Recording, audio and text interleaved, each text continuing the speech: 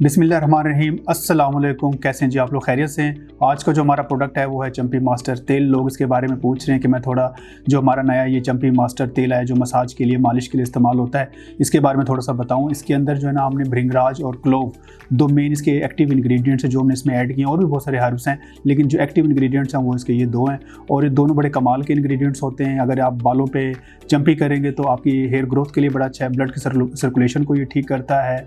और अगर आप बॉडी मसाज के तौर पर इसको इस्तेमाल करेंगे तो ये स्ट्रेस एंजाइटी को ख़त्म करता है। ये मसल्स को बिल्डअप करने में बहुत आसानी है क्योंकि जब आप मसाज करते हैं तो आपके मसल्स बिल्ड होते हैं। अक्सर आपने देखा है ना, माएँ जो होती हैं वो छोटे बच्चों की मसाज करते हैं, जो नए बच्चे पैदा होते हैं वो इसलिए मसाज किया जाता है क्योंकि उससे उनके मसल्स बिल्ड होते हैं।